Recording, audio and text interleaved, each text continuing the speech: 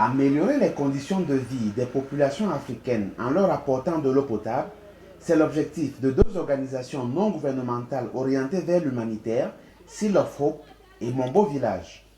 Grâce à cette machine, l'hydrovolt, toute eau, quelle que soit sa source, rivière, lac, marécage, eau de mer, eau d'inondation, peut être traitée, purifiée et consommée en quelques minutes. Pour l'ONG Seal of Hope, basée aux États-Unis, la diaspora africaine a le devoir de prendre une part active dans la lutte contre les souffrances sur le continent. D'après les données des Nations Unies, 358 millions d'Africains n'ont pas accès à l'eau potable. C'est un drame, c'est inacceptable pour notre génération.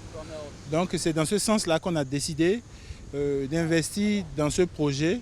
Et cette première machine est complètement à but humanitaire.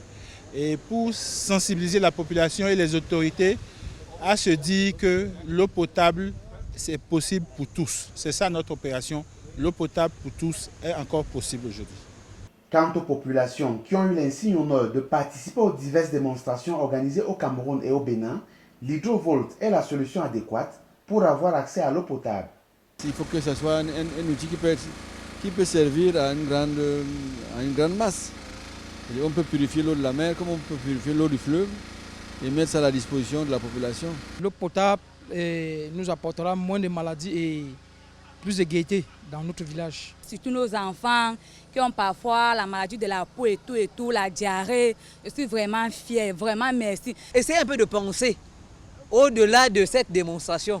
Comment on peut arriver à faire en sorte que pendant que les autres prennent les fusées pour aller à la Lune et que ça arrive au niveau des villages. L'hydrovolt est la combinaison de deux appareils en un. Il peut servir de groupe électrogène avec une puissance de 4,5 kWh. Il est aussi purificateur d'eau. Sa capacité est de 10 litres d'eau pure par minute et peut produire plus de 50 000 litres d'eau potable par jour. Au Cameroun, les premiers tests ont été effectués avec les eaux du Vouri et du Nyon à Douala et Mbalmayo, ainsi qu'à Kribi pour l'eau de mer.